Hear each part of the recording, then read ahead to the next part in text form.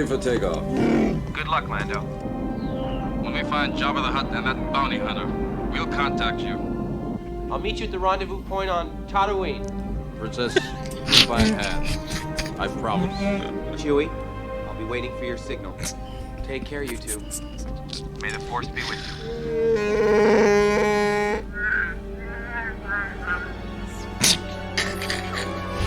What? What? Welcome to KonKon's Cantina. Grab a drink, sit back, and relax.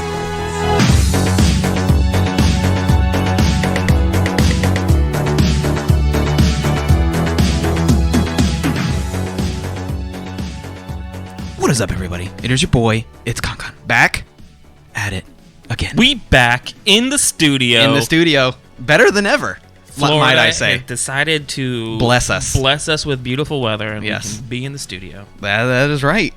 You know what? We're gonna get right into the nitty gritty, Justin. As always, Jay Breezy, the man of 1,000 bionicle arms, sitting across from me. Cold weather hurts my arms. I'm literally rubbing it.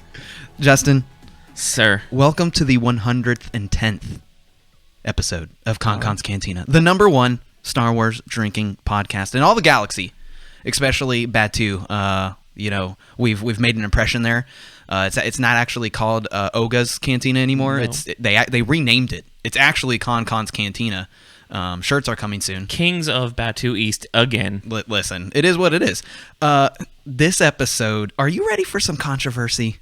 I am ready for the Night of 1,000 Tears. This episode is called Night of 1,000 Tears. Justin, do you know whose tears we're going to be skimboarding down memory lane? Oh, man. I'm going to bust a little 180 and dance all over all fanboys' tears.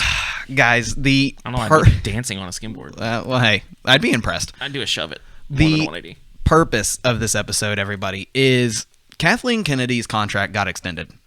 No. And we're not fans of Kathleen Kennedy. No. Let's just get that out of the way. Yes, I mean, I think we talked in depth, a lot more rageful than I think we're going to be today, directly after Rise of Skywalker came out, and it was kind of chaos. Yeah.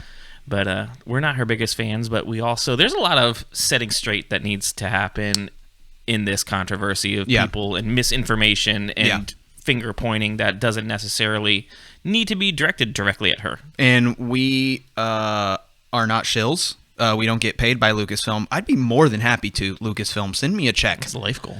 I mean, give me a check with the Lucasfilm logo and, you know. I don't think I would cash it. I would keep it. Well, it depends on how much it is. True. Just send me $1 so I can frame it. Anyway, her contract got extended. It is officially official, and we're just the basis of this episode is we're going to talk about. This is a follow-up episode to the first time when the rumor of Kathleen Kennedy's contract getting extended. You and Robert. Yeah, me and Roberto Carmona won. We talked about this. So her contract is officially renewed for 2000 up till 2024. She joined in 2012, and we're just going to talk about. There's not a lot of negativity in this episode, if that's what you think it's going to be. It's going to be more around how she's been successful before Lucas. Well, not even before Lucasfilm. She joined Lucasfilm a long time ago. Basically, her success, the movies that she's been a part of, and then we are going to talk about some of the things that we feel do fall on her shoulders. Yeah, I mean, we're going to take a little bit of a peek or look back and just Star Wars with Kathleen Kennedy at the helm. What we've had, what we've experienced. Yeah. Decanonization of stuff that everybody knew, the new projects, just kind of like looking at everything in a whole and hopefully in a half glass full manner and not a negative toxic show. Yeah, exactly. And of course, so we're going to talk about movies that she's been a part of. Like you said, we're going to talk about projects that we appreciated, and we're also going to bring up some things that we would like to see change. So it's going to be a little bit of both. But before we get started, of course, this episode is brought to you by Kill Key Factory. And actually, we have a word from our sponsor right now. Let me start it. So I just got a new saber. A amazing saber in my lifelong collection of Kanon Jarrus, but I have a problem. Oh, what's your problem? Remember when we were taking all those amazing pictures at Galaxy's Edge and we were... Which time? We do that all the time. Obi Annie spin crazy. Yeah, come on. Blade keeps coming loose and almost impaling random children at theme parks. Dude, it went right into a cast member's ear. Not a good sight. We need a solution, sir. We do. Do you have a solution? I think I may have found just the solution. What is it? The Kill Key Factory on Etsy, on Facebook, on Instagram. Find The Kill Key Factory. Endless supply of options. Do they happen to have something that will destroy the inhibitor of my lightsaber so that it doesn't activate and go through my thigh? There's kill keys that can do that start at $6. I love that. What else do they have? Blade retention screws, which is apparently what I need, starting at $4. Now tell me this. I need something to put my lightsabers on my hip. Belt clips, and kill keys. They have both of those things. Yes! They have belt clips that hold kill keys. Now, do they have a coupon code? They sure do. What's the coupon code? KKC 2021. Really? So that's KKC 2021. How much am I getting for this coupon code? You're getting 20% off. I absolutely love it. Guys, thank you for the Kill Key Factory for sponsoring this episode. Once again, go to killkeyfactory.com. Custom edge kill keys. Custom edge kill keys. Brought to you by Leesburg, Florida. They do ship, blah, blah, blah. All that stuff, guys. 20% off KKC 2021. You'll get 20% off your order at the Kill Key Factory. Find them on Facebook. Spend your Black Friday monies. Spend it all. Thank you, Kill Key Factory, for sponsoring this episode. And, of course, this episode is also brought to you by our Patreons over at, excuse me, KonKon. Wow. KonKon's I'm Cantina. dying.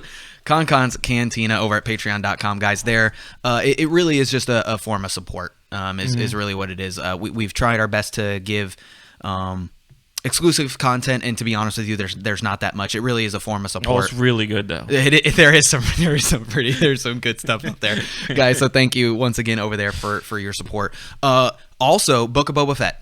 It is coming. Book of Boba Fett is coming. Less than a month? A month and a few days, I guess. Month and 29th. a few days, yes. Month and a few days. So the 29th is the first episode. So our first episode will be coming out that Thursday, which is the 30th. So we'll be recording Wednesday night. That's when it comes out. Mm-hmm. So everybody, drop into episode right away, so there's no time gap. I'm sure it comes out that morning, like the 4 a.m. thing. Exactly. For what's it called? West Coast time. Yep. So guys, don't forget the Cantina hotline is going to be open again. Oh yes. And we will be sure to get you that phone number. Yeah, we'll start plastering it all over social media. Yeah. And before every episode. Yep. Giving everybody plenty of heads up to get your phone calls in, because we may have a new point system for call-ins. We 100% have a new point system that's coming. So we recently acquired a spinning game wheel, which is pretty cool. It goes, does the whole thing. And if you call in, you get points, and then you get to redeem those points for spinning on the wheel. Do we get to rate the calls? And that's how many points that's how they get? You know what? I think that's what it is. So Matt will never get points. He gets like 2 points. Negative 2 points. he gets negative. We give other people his points. Uh-huh. Yeah. So we're gonna have real prizes. We're gonna have some prizes from Batu. We're gonna have our merch. We got some cool. We got the rec shirts still. So we got some rec shirts to give away. Our shirts. We got some possible lightsaber action happening. We're going to have some good stuff on the wheel, so you're definitely going to have some incentive to call, and the purpose of calling is to give us your thoughts on the Book of Boba Fett episode, and then, of course, being heard on the podcast if you would enjoy that. And we would enjoy it, too, because I think that was a highlight. Shout out to Stuttgart, Germany, who is our top country this week of yes, listeners. Exactly. Yeah, listen, Germany coming in strong. I think I said that right. Guys, you already know, we are a Cantina podcast, so we're going to go into the Cantina right now.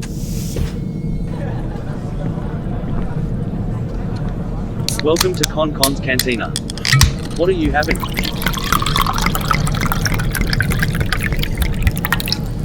But remember, no droids. Hey. Timed it perfectly. Life has been busy, and we've been slacking on the local brew game a little bit, but we're back. And we're better than ever. Yes, we are. And this, so went down to Largo, Florida, which is on the Gold Coast a couple of weeks ago. Went to Devine Brewing Company, and me and you are both drinking Dippin' in the Haze. Knew that I had to get this for you because you love hazy IPAs. And I'm glad that you, let's switch over to the beer cam. I'm glad. I'll put that on there good, but. I am glad that you tasted it before, I think it's going to taste different open and in the can. So you should count yourself lucky. I am breaking my diet once a week for this show. That's right. This beer already, it's poured out, and it looks absolutely fantastic. Yeah, it's... I'm so excited for you because I know you're going to I really enjoy it. So where is this from? What's the name of this brewery? Devine. Devine. It's like... Devine.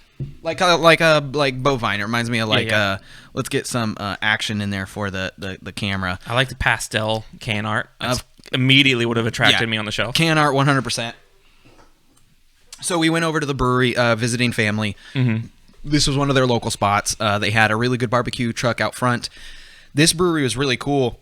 Their whole brewing section, it almost looks like, and this might have been where the name came from. I didn't get a lot of info, but it looked like an area where you would legitimately buy cattle. Mm-hmm. Like, that's just what's coming to me with the bovine. But there was an area where all of their brewing and their tank stuff was all separate.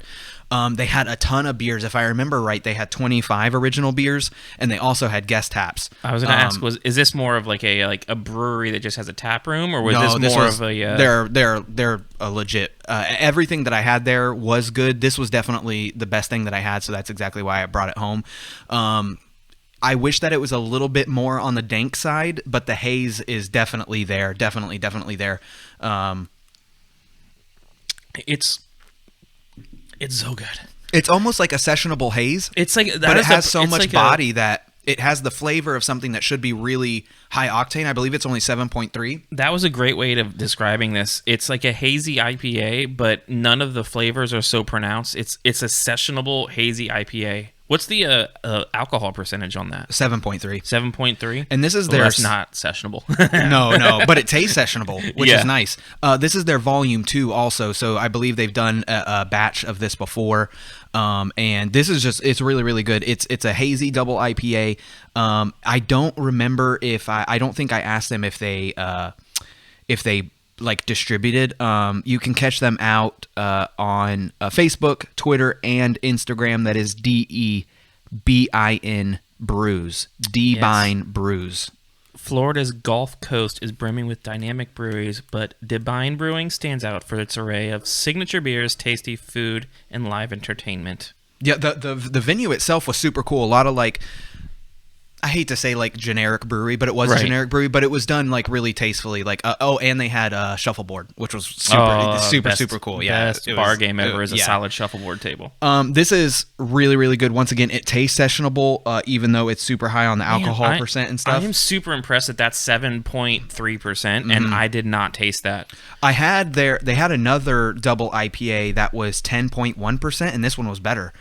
Surprisingly, this one is actually sweeter than the 10.1, even though it's lower on the alcohol. But this is like a 8 out of 10 Mandos for me. This is really good. Yeah, this is great. I would definitely, if they were a local place, this would be like a first thing I get when I walked in there. Every time I went, I wouldn't even have to think about what I was going to grab for my first beer. And I'm mad now that I'm thinking about this to myself. I got a 4-pack, so 4 pints for $13. Oh wow. That's great. And I don't know why I didn't get 2, because I knew how good it was. I had it when I was there. A lot of craft breweries, when they have it's $20 for a 4-pack. $13, dude. It was $13. And even their what I really liked that they did there too. Get swag.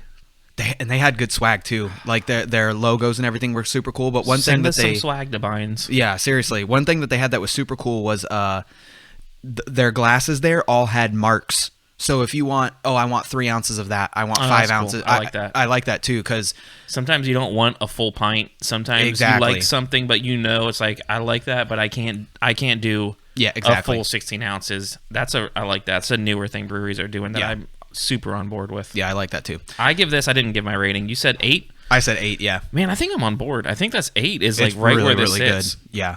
If it had a little bit more dank to it, 9 out of 10. Yeah. Just a little bit more dank, because it does say that there's citrus in here, but I don't get I don't get it that much. But I do think that this is a extremely widely appealing beer. There's not that many people that, even if they don't drink IPAs, hazy IPAs in general, would ever be turned off from this. It's so good because the front end hits you with that copper IPA, and then the middle of it, if you hold it in your mouth a little bit, it's just really, really full bodied, and there's a lot of flavor. It says volume 2. I wonder what volume 1 is. That's what I was saying, is that it's got to be their second recipe. Yeah. And it's got cool can art, so one for you, one for me, going on the fridge. Oh yeah, those stickers are getting peeled. Jay Breezy. Let's get into this episode. So once again, we are talking about Kathleen Kennedy getting her contract extended at Lucasfilm through 2024, aka the Night of 1,000 Tears. Have you ever seen the internet lose its crap quicker than this? This isn't due to content coming out that somebody didn't like. Yeah. Just news, and any Star Wars fan, for the most part, lost their mind so fast. A lot of people lost their mind, but you know what I saw more of than people losing their mind on the Star Wars Twitterverse was people saying exactly what we're saying, which is, basically, haha, Night of 1,000 Tears. Look, she's not going anywhere. To not put it lightly, you'd have to be a fool to not realize what she has helped do for Star Wars. Whether you like the sequel trilogy or not, me and you don't. But we still love all the new Star Wars that we have. Yep. Because of her CEO title, she does have the final say. So we have to not only assign the bad to her, we have to assign the good. And there's been plenty of good to talk about. You hate something so much you love it, and that really is the story of the Star Wars community now. Even though you and I and a lot of other people and a lot of other fans do not like the sequel trilogy as a whole was successful, and it brought a lot of people into Star Wars who were never into Star Wars. I don't gauge success by finances. Well, you're in the wrong thing. Yeah, exactly. Because business is business. Business is business. Sorry, I didn't mean to interrupt you. I had to be facetious. An inside joke. Yeah. Nobody else knows what we're talking about. Of course not. Well, somebody does. Yeah, they don't listen. They don't listen. Anyway, so Kathleen Kennedy, she's been in the movie industry for a long time. So credit where credit is due. I guess we don't have to spend too much time on this, but she has collabed with a numerous amount of people, and just some of the brief things that she's been a part of. The Goonies. And when we say a part of, she's not like in the background holding a mic. Yeah, she is the producer or executive or co-executive. Yeah, she is like every single one of these films. When you went to the movie theater and you see the poster in the now playing or upcoming movie, like the actual movie poster, her name is on every single one of them on the front of the poster. Yeah, it's on it. Some of the things, the Goonies has been critically acclaimed, won multiple awards. Massive cult following. The Color Purple, ever heard of it? Not a Prince album? No. Well, Maybe it is. The Color Purple, nominated for multiple awards, didn't win any, but that is a cultural movie that's like, I mean, people would probably put that in a top 50 like must-see movies. You know, the Color Purple is definitely up there. Have you really never seen The Color Purple? No, I've never seen it. Oh, wow. You should watch The Color Purple. It's a good movie. Steven Spielberg, she's worked with numerous times. And once again, Indiana Jones. Ever heard of it? Back to the Future. Who? Ever heard of it? Jurassic Park? Jurassic Park. Ever heard of it? So she's done a ton of other things. You wanted to bring up the actual leadership breakdown of Lucasfilm. Yeah, because one of the things that it tends to be the biggest argument or biggest qualm that everybody has is they want to pin every bad thing on her as far as like, well, I don't like the story choices. I don't like what this character development progressed. Yeah. I don't like how they changed this story. I don't like Rey's hair color. Rey's a Mary Sue. Like, the difference is somebody being a president of Lucasfilm versus somebody being a director, a writer is so much. Like, her job is not to go create this. Her job is not to go make the story, make the decisions of what this character says in this scenario. Yep. She's the president. Her job is to find the right people to do the right jobs in the best way to create successful content for a business. When it comes down to it, it's a business. She is heading the ship and needs to make sure that the right people are in the right places. And money is what drives Disney's success. Yeah. There's no arguing that Star Wars is not more popular probably right now than even if it's 1977. It's more popular. It's wider. It's more widely known. There's more outlets for content to come out. It's not a nerd. Like when we grew up, you were the nerd if you like watch Star Wars over and over again. Like, exactly.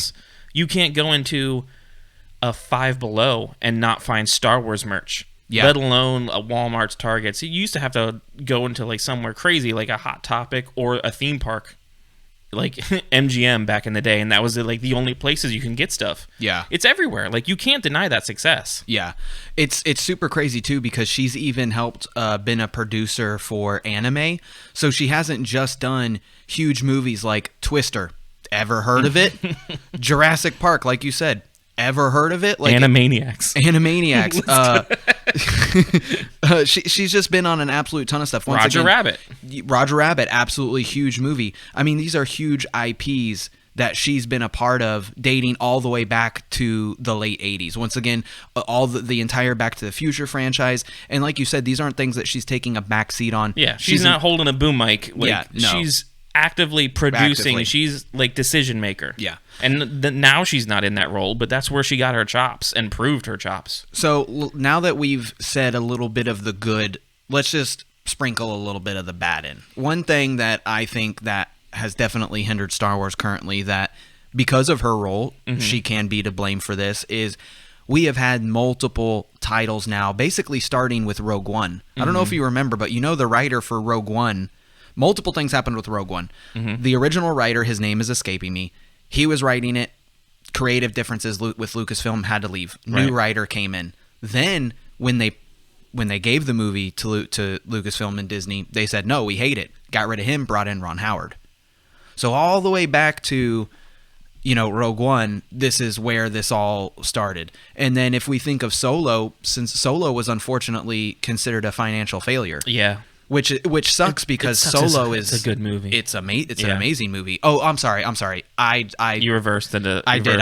Yeah. So Rogue One, it was the writer. Like, Solo is they had to bring in Ron Howard. My bad. I got ahead of myself. I was looking at the notes. You're already thinking about. I was already thinking about the next thing.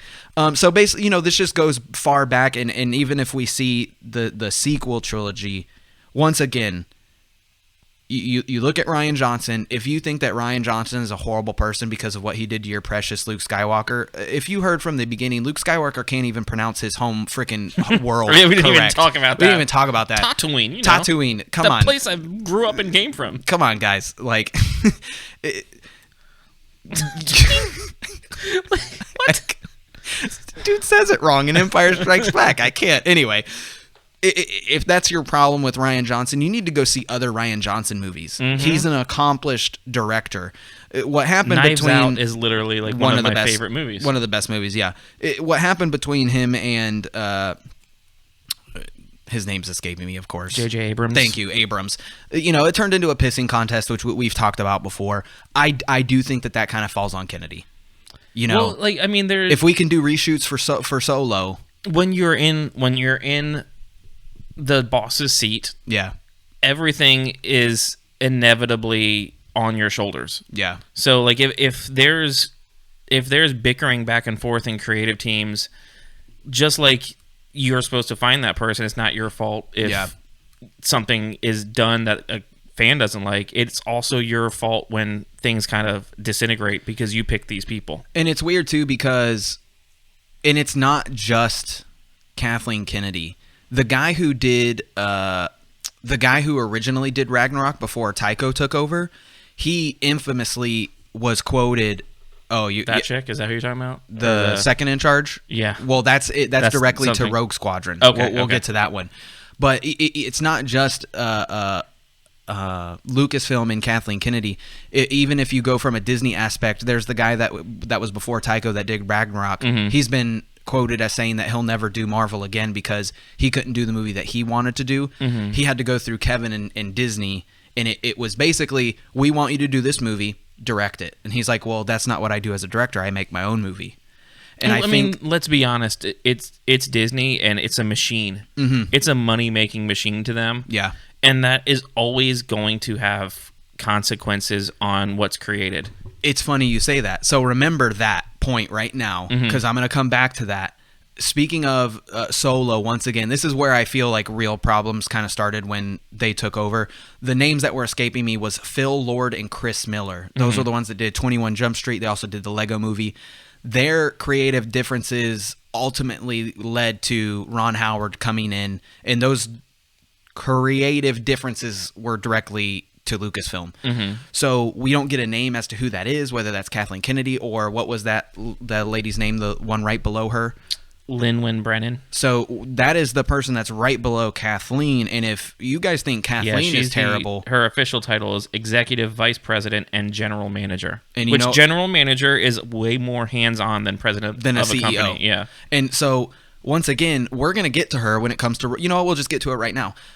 Patty Jenkins and her could not meet creatively. And so Rogue One's off the table. Patty Jenkins has walked away. Originally based off of Wonder Woman 84, I'm fine with that. We'll see. That and I'm with you. I'm with you. The movie isn't scrapped 100%. I'm sure that relationship is what's scrapped. Yeah, exactly. And I'm with you. Wonder Woman 84. If you like the movie, hey, more power to you.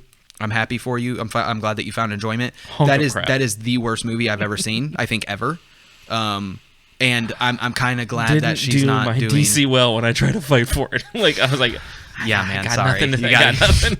It was a rough one, and it did Pedro kind of dirty too. And you know, we do like us some Pedro for the Mando aspect. You know, we like us some Pedro, but she's the one that's been on record now with Hollywood Entertainment, huge credible source, that her and Patty could not reach an agreement. So once again, we don't get Rogue Squadron. It's Kathleen's fault. Fire her. No, I think it's just it's this chick. Yeah, it's so easy to blame the name that you know. Yeah, like she's the president of the company. It's easier to blame her. It's easy to blame Bob Iger. It's easy to blame Kevin Feige because these big names, and it's like they're a scapegoat for any decision that a fan doesn't like. When the story doesn't do something that they don't like. Yeah. So let's just shout out to a rural farm boy. It's not your story to tell. It's not your story to tell. One thing that I think that needs to be remembered, and I think a lot of people forget this. We're going to talk about two quotes here. Why don't you bring up the quote that you wanted to talk about? Yeah. And then I'll bring up mine. One of the things that you hear or read on the internet or when you're talking to somebody who dislikes Kathleen Kennedy is there's a super infamous quote where I'm going to paraphrase it. She basically says that Star Wars has no source material. There's no comic books. There's no 800-page novels. Yeah. End quote. Paraphrased. Yeah. It is taken so far out of context, and people they grab that one sentence and they twist it into saying she's saying there's nothing that exists about Star Wars. It was the Rolling Stones. Yeah. Do you remember where it was? Yeah. I just wanted you to read it verbatim. Yeah. It's in a Rolling Stones interview that was almost exactly 2 years old. It's November 19th of 2019, almost exactly 2 years ago. And its response specifically to the question is Jurassic World director Colin Trevorrow was slated to write and direct Episode 9 before you brought J.J. Abrams back in. Is this final entry in the trilogy a particular hard nut to crack? So I'm going to read. I'm not going to read her whole response. I'm just going to read up to this quote. But she says, "Every one of these movies is a particularly hard nut to crack. There's no source material. We don't have comic books. We don't have 800-page novels. We don't have anything other than passionate storytellers who get together and talk about what the next iteration might be." So once again, we're not going to read the whole thing, but the reason why we're bringing this up is because you have to remember, those who are listening, they did away with EU. So for everyone saying, oh, there is source material, sure, you're right. In our opinion, right, that's not what she's talking about. And they just did away with that. And either way, that's not source material to create a brand new story. And that's exactly what they were trying to do, was create a brand new story. What the whole point of that quote is saying, let's compare this to Marvel. Let's compare this to the MCU. I'm glad you're bringing this up because this is my quote. Continue. When they have, let's make a new Captain America movie. Let's do Captain America and the Civil War. Guess what? That is a fully built out comic book series. Yeah. That's not just Captain America, but every other comic storyline had a Civil War timeline and everything that was going on in between it. Let's talk about Thanos. Everything. These are all things that there is so much canon information. There's so many comic books that are dealing with the exact thing that they're making a movie on. And they're being able to take all this, pick and choose the parts that they like, craft it into a new MCU version of the story, create this nice, pretty little timeline with infinite, nearly, amounts of reference material. I think you would agree with me that we have seen that they have started to pull from the EU. But I think that these stories were already written being the sequel trilogy. So when she gave this quote, she's trying to like show like we're trying to create something brand new. We're not referring to what everybody else did and pulling from that to make a movie version of it. We're creating something new. And I think you agree with me. That's not me defending Kathleen. No, it's a pet peeve of mine when you take something out of context and then it just is plastered everywhere. The other thing too is this is a written quote. You can't hear what she's saying, her cadence of what like the way she's talking and her. Exactly. She could have been saying something super dry and sarcastic versus something joking versus lost and didn't know what to say. It's written, so you can't read all that into it. And one thing, I'm going to pat me and you on the back here. I think that one thing... Deservedly so. Exactly. I think that one thing that me and you do well is... I think that you and me... Podcasting? Yeah. I think that you and me both are good at taking things for face value. Like, this is her quote. They just got rid of the EU. You don't need to look into it any more than that. And it is what it is. And I'm not even going to... like call myself innocent because I specifically remember recording the we were mad, the Rise of Skywalker episode, which was right around when this quote came out, because that came out in November or December of 2019, and then December is when Rise of Skywalker came out. So and I did not read the full article. I did not read the reference. You just saw that specific paraphrased quote. Every single YouTuber grabbed it and said, "See, they are flying by the seat of their pants." She doesn't even know what they own. What their own company has. I do believe that they flew by. Here's the thing, and you brought up Marvel, and this is exactly what my quote was. This is what a lot of people forget. When they came out with the sequel trilogy, Bob Iger was in charge, thus in charge of Lucasfilm, because Disney freaking owned it. They had a timeline to get these movies out. And one thing that Kathleen Kennedy did in 2018, and I have the quote, she told Bob Iger, quote, "We need to break these movies down. This is not Marvel. Star Wars is special. We are taking a break." So in 2018, after the movie's not doing well. Spin-off movies. Yeah, it was after we're getting a Rogue One, Solo. Sequel trilogy movie, then a spin-off. Then a sequel trilogy movie, then a spin-off. And we had this whole timeline thing, and Kathleen slowed all of this down and said, "This is not Marvel. This is a special story. We need to take more time with this." We are not going to give her the credit she deserves. No. Yeah, we are. Yeah, no, I'm saying like that's what everybody. They ignore that. But that is something. Once again, that's good. So now that we've given her a little bit of the good. Once again, going back, while Star Wars and the universe has brought forth, obviously, the new trilogy, the two spin-off films, creative differences have been a massive division that has really gone down to the fan base. Some of the good stuff, obviously, Mandalorian. Hello? Yeah. Ever heard of it? Yeah. Me and you love Mandalorian. It is absolutely my favorite facet of Star Wars. Mandalorians are my favorite part of Star Wars. Bounty hunters, for me, have always been my favorite. Absolutely not explored enough. Absolutely amazing. It has the grit that original Star Wars has, and sure, lightsabers are sprinkled in now. So like the people who like, oh, my Star Wars has to have lightsabers now. We got a little sprinkling thrown into the mix. We got some sprinkling, and sure, let's give the credit to Dave and John. Sure, well, who put them in place? Yeah, who had the forethought to put these people like. Jon Favreau was not a Star Wars... No, he was a Marvel guy. Yeah. He's a Marvel guy. He worked with Kevin Feige, helping write Iron Man 1. 2009. We're probably working on it in like 2006 and 2007, yeah. And Lucasfilm, Kathleen Kennedy, brought on 2012, brings in John, and John has been a massive success.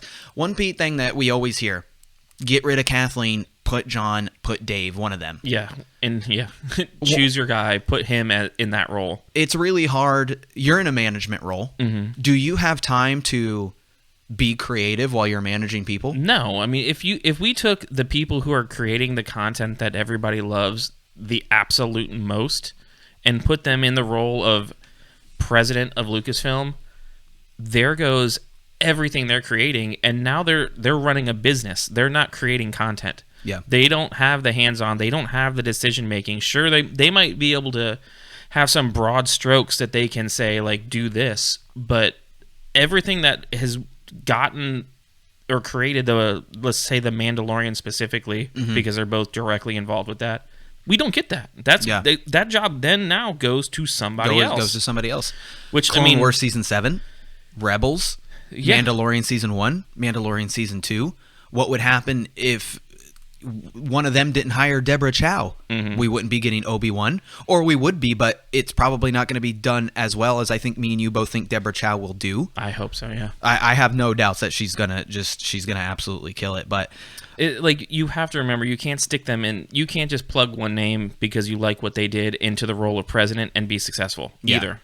Yeah, I think 100%. Out of the two, it would probably be Favreau that would have the best chance of being successful. Agree. Filoni, I mean, that man just wants to scribble on some notepads and draw Ahsoka and make Star Wars. Like, exactly. That's what... He's exactly where he needs to be. Yeah, he's exactly where he needs to be. He is George Lucas 2.0. Uh-huh. I don't think anybody is understanding... And, it's crazy because I feel like Ludwig is John Williams 2.0. Yeah. I feel like we have the most exciting year of Star Wars ahead of us. The passing of the torch on those two choices was seamless.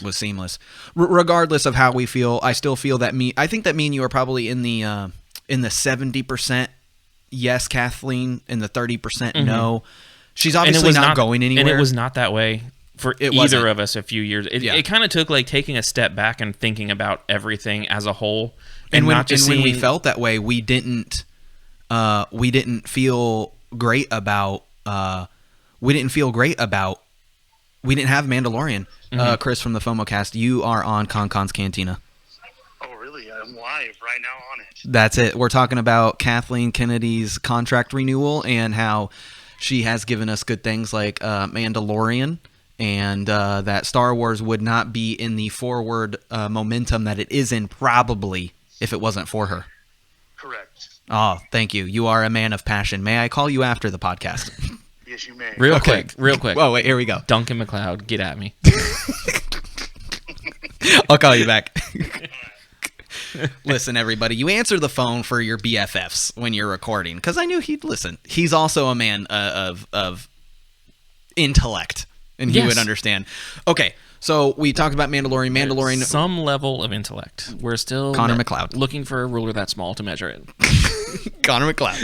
Okay, some of the things that have disappointed us. Okay, we once again we have our gripes, and we have things that. So the sequel trilogy, hunk of trash for me. Like shining moments that were decent in it, but I love Poe as a character. It doesn't sit in the same nostalgia like.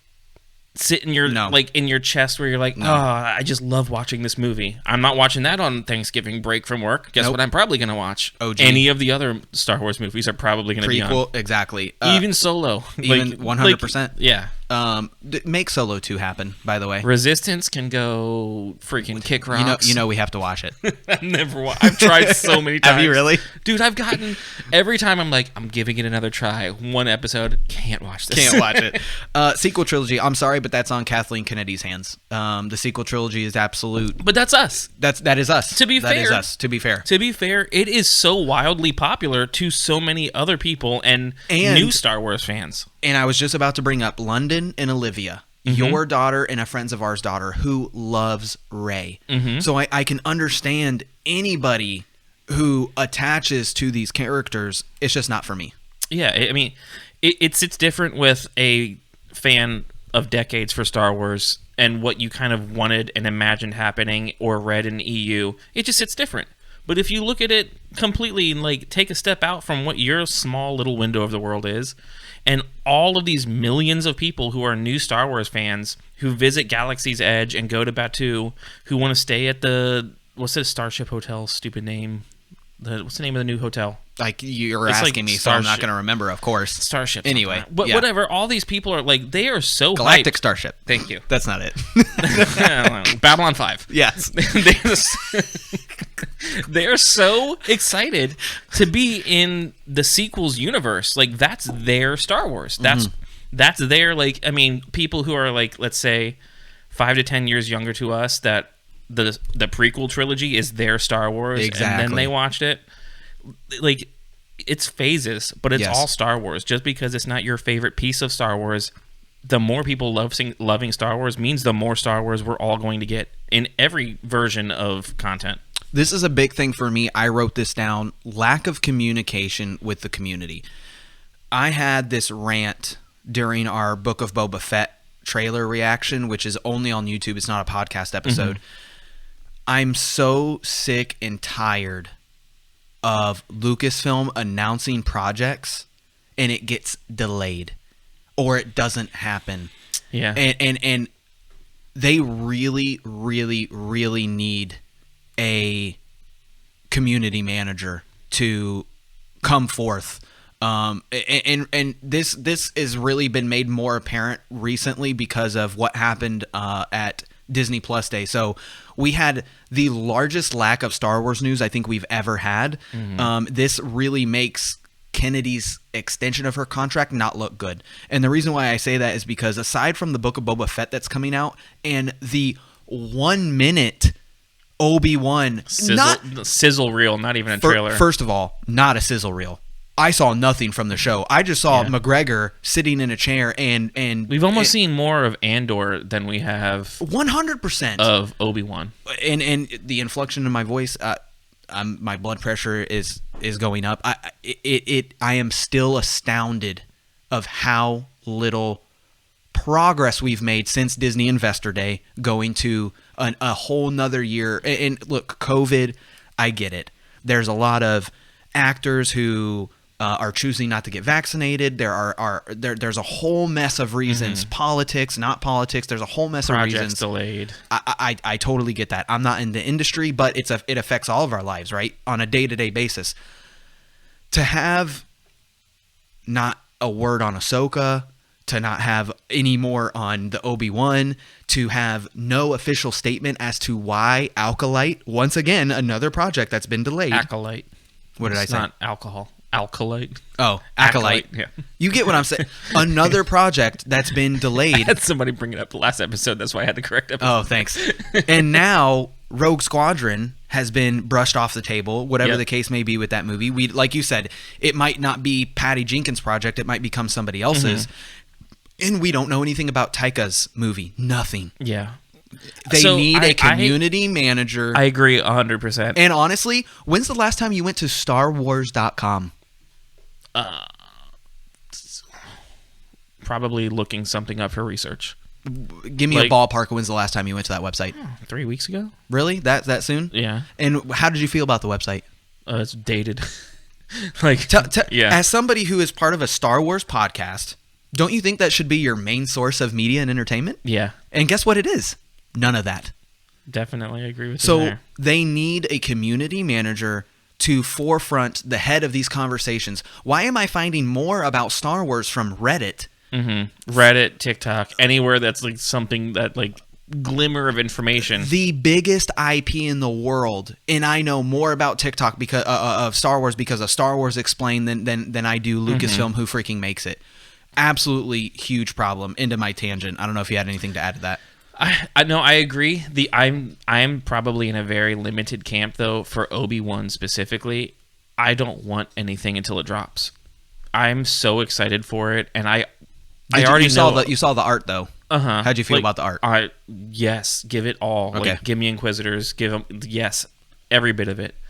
I want what happened with Mandalorian, if that makes sense. 100%. I want to like be so awestruck and just shocked. And I would rather not get the trailer or only get like these little pieces of it, and then that show crush, than get bombarded with like Marvel style trailers. Every new one is like trailer 2, trailer 3, trailer 4. But I'm not. I love that I do you're know like that because I'm on the inverse. inverse. I'm like probably in a very small minority. And I'm on the inverse. I almost enjoy spoilers, but I'm not asking for spoilers. I'm just asking information. Period. Information. Period. It's kind of like how Kang Su accidentally said that he's wielding a lightsaber when it came to the Obi-Wan show.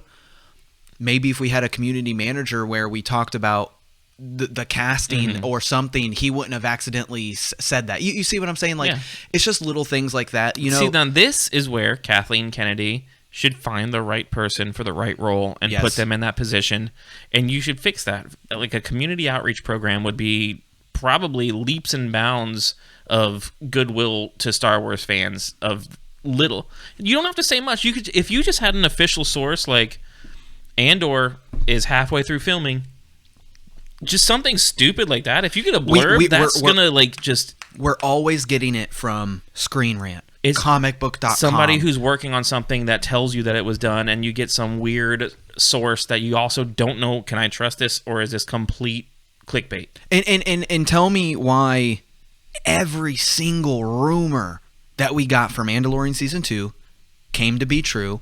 Why doesn't Lucasfilm just get ahead of it? You know what? You're absolutely right. Tamora Morrison is returning, but we will not tell you what his role will be. Look, we know what his role is going to be. Get ahead of it. You know, this chick was just announced, and her name's escaping me. She has been announced by multiple huge credible sources for being Sabine Wren. Not a peep from Lucasfilm. Well, and the thing is too, like, let's say when Hayden Christensen was a rumor. Nobody, and then it got confirmed. It did. But you know what? It got confirmed. It doesn't say in what facet, in what role. Maybe it's well, flashback. no. She did say he will be reprising his role as Darth Vader. It doesn't say how. Exactly. It doesn't mean that we're gonna get like we're not all giving the these plot away. Darth Vader and Obi-Wan battling on Tatooine. Apparently, it's called from now on. Yeah, Tatooine. But it could. There's things that could be flashbacks. There's things that could be anything that you don't know because an actor's in it, and you can like, oh, well, they have to be X character. That tells you nothing about the story that a character exists that you already knew existed. Like, we knew Vader was alive. Like, it's not breaking our brain to know that, holy crap, Vader could be here. Yeah.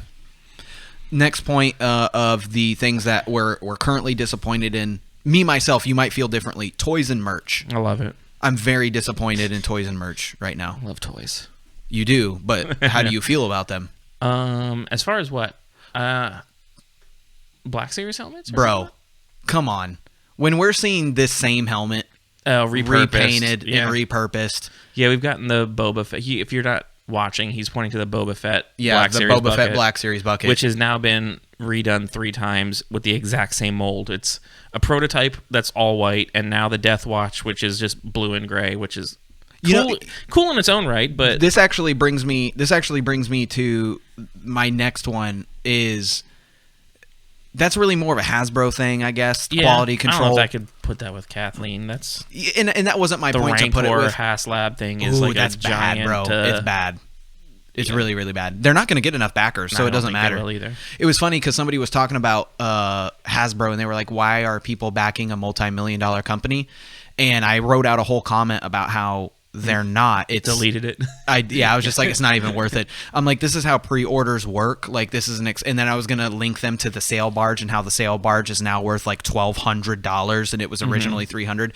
The Razor Crest, same thing. People are buying ticket slots, whatever, for more than what they paid for. Anyway, the separation between Bat2 East and West is really, really starting to get on my nerves.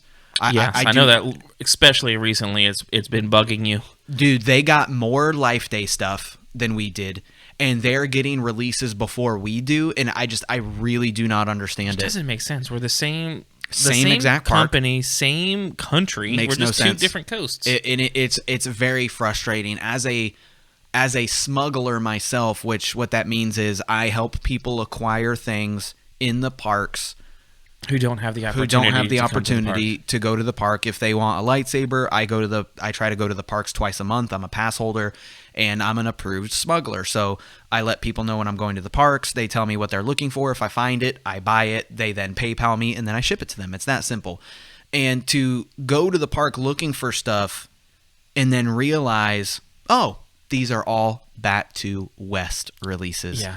Is extremely frustrating because there was something that I was looking for in particular for myself. Yeah. And once again, this is not a Kathleen specific thing. That's just, once again, Bat2 and merch. Konnor's, what grinds my gears? One thing that's cool, since we're kind of like on the news thing, is that they're talking about expansions for both Bat2s. It's like in big talks. I really hope that they take themselves out of this time loop that they're in. Yeah, I mean, we've talked about it. We've talked about how easy it would be, but I can't foresee them doing it yet. It seems too early. The last thing that I'm going to talk about, with the acquisition of Dark Horse Comics, which could bring a lot of EU stuff back to the fold. So all you EU people, I don't think it will either. But because, I mean, I know Dark Horse wasn't stopping the EU. Listen, I'm giving those fanboys hope. Okay, remember, this is the night of 1,000 tears. Okay, so if I can throw a couple of sponges out there to soak up some of it, a few Kleenex. Yeah, here's a few Kleenexes.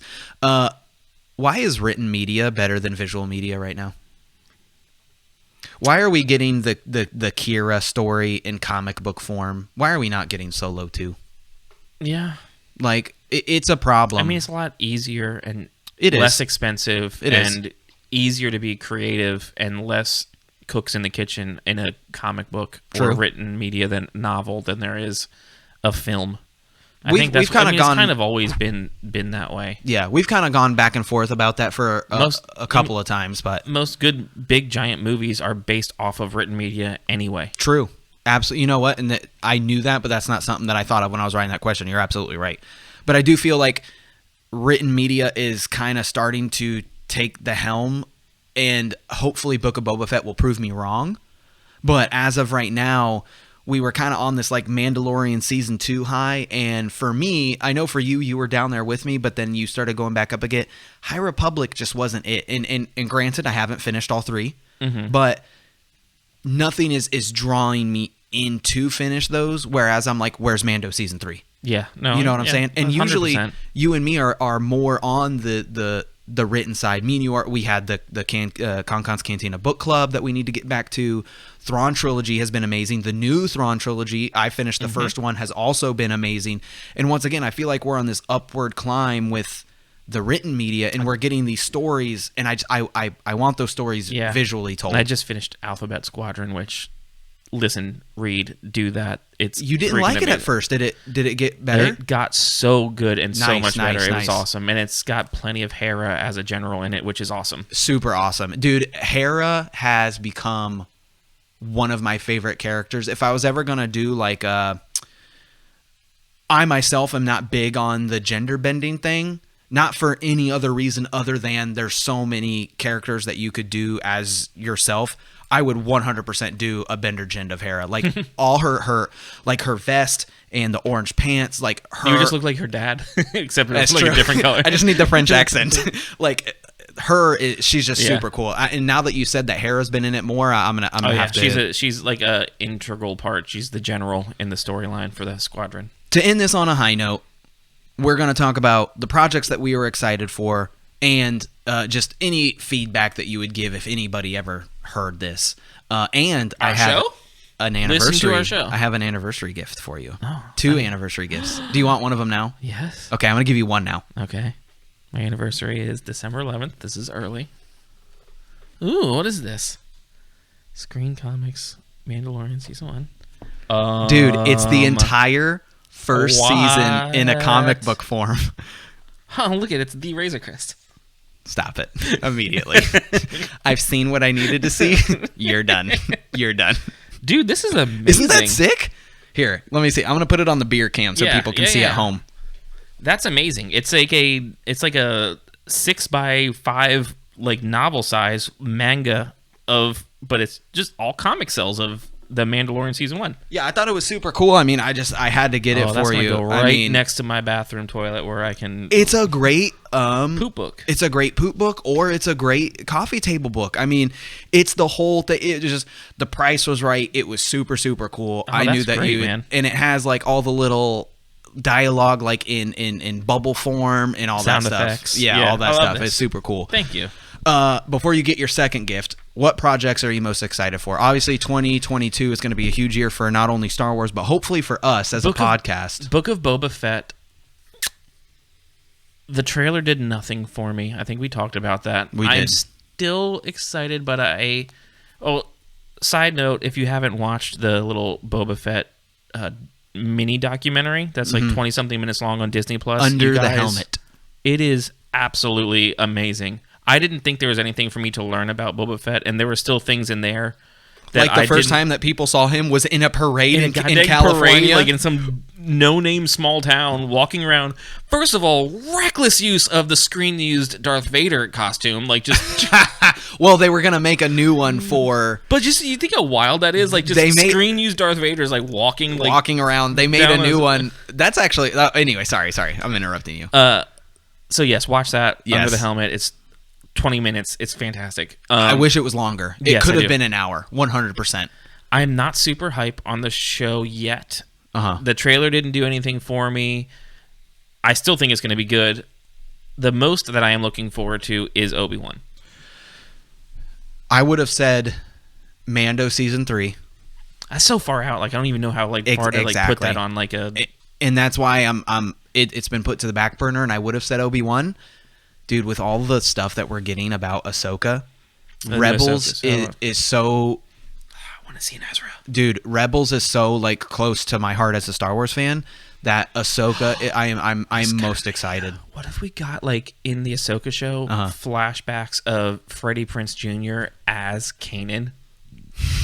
I feel like he'd never do that, but if he did, dude, he's old enough to be like in his 40s Kanan. Yeah, Freddie with long hair though. Dude, I like this idea. You like this idea? I like this idea. Listen, we'll get him on the show, just like Sam Witwer. Right, he's cheap enough. He's cheap enough. God dang. Well, he's not coming on now. Way to Freddie, go. I'll give you $50 and a can of beer. You'll be here like nothing. Hey, he's have you seen his rant about Star Wars fans on yes. that? Hilarious. Yeah. Hilarious. He's absolutely right. Mm-hmm. He has the approach that I feel that Farm Boy has, which is which has rubbed us on us. Like that's the best quote ever. It really is. I absolutely love it. Ahsoka is what I am most excited for. Community feedback. As a member of the Star Wars community, do you have any current feedback that anybody who listens to the show that you would want to hear? I would just hope that you can be as open as possible to taking the best parts of the EU and reintroducing them. I really want the Yu Xing Vong again. Oh my god. I really do. I would absolutely love that. I would love that. I feel like we can't have that without somebody being mega powerful. I hope it's not Rey. Once again, my opinion. We could go old. Like we could take ideas and you could go old. You could go High Republic, and that's just somebody that you don't know right now. No, that's true. I love the idea of an alien race who's impervious to lightsabers, just crazy stuff like the Flood from Halo type stuff. Don't want to ruin anything, but they kind of have that in High Republic. The Nile, really? No, not the Nile. Okay, it's different. There's an alien race that lightsabers do nothing to. Whatever. Well, there's more to them than just that. But, and then my biggest part of community feedback is I really want a community manager. I really want a community manager from Lucasfilm. Yeah. I want a face to Lucasfilm that is not Kathleen Kennedy, where... I want a Phil Spencer of Xbox, but 100%, for Star Wars. 100%. And you know who actually really, really embraced that? Remember when Destiny came out and it was amazing, and then Destiny really started to taper, and there was no community feedback, and then Destiny 2 came out, and when Destiny 2 first came out, it was really, really, really, really bad. They added community managers and fixed so much stuff where they put out weekly blogs. Yeah, what do you want? And I don't need weekly blogs. Well, I mean, it would be great, but make StarWars.com somewhere where I go and I look for information. Don't make me go to Collider or comicbook.com or Empire, and have to piece together what's real and what's fake and what's clickbait and what's a news article that's factual. So I just posted the whole excerpt where Jon Favreau's talking about the gap of power between Jabba the Hutt and Boba, leading to Book of Boba Fett. Once again, legitimate source, Empire magazine, huge big deal. Why is Empire reporting on it? Why is this excerpt not on StarWars.com? You see what I'm saying? I don't get it. Okay, your last. I forgot about that. Yeah, you have one more. You have one more gift. All right, how much can you hold with your hands again? Enough. No, for real. Like how many pounds? I don't know. All right, well, here you go. Marvel Encyclopedia. It's the new It's the new updated one too. Oh my god. This is going next to my toilet. I'm going to be reading this for... Don't put it next to your toilet. It's going to get I'm ruined. going to be reading this for poops upon poops. Listen, don't put it near your bathtub or you'll drown with the book. I don't want you to ruin the book.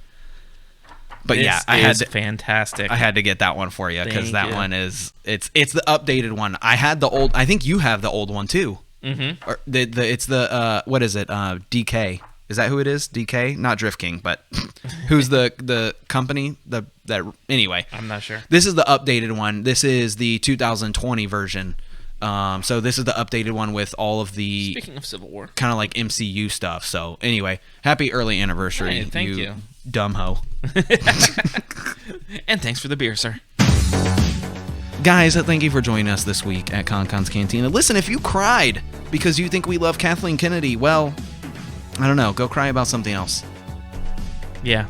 That's it. Do better. Be better. Do better. Be better. We are very excited for especially next year of Star Wars 2022. I think it's going to be a good one. Don't forget to tune in on Thursday the 30th for Book of Boba Fett. Don't forget to call in. Have a chance to win merchandise. Real Star Wars stuff we're going to be offering. Call in advance and like give predictions. Call in advance. We're going to be putting it. Join us on the Facebook, the Instagram. Instagram is where we are most active, and then we also have the Facebook group. We have everything. KonKon's Cantina, and follow us on TikTok. KonKon's Cantina podcast on TikTok. I had to play the thing again because we went so long. So Chet, watch all social media. We'll be blasting that phone number. Yes. So you can find it easy. We want you to be a part of the show, and then join our Discord, because after each Book of Boba Fett, it may not always be Justin, but it's definitely going to be me and possibly also Justin. We also open up a voice chat for the community to join in, and we talk about the episode. And that's some of the best stuff that we've ever... The interaction is the best. We've had up to 15 people in a chat room talking about the episode of Mandalorian Season 2. Music's ending again. I know. Guys, I was your boy. It's KonKon. And sitting across from me, as always... Bye. It's me, Justin. Jay Breezy. We'll see you next time.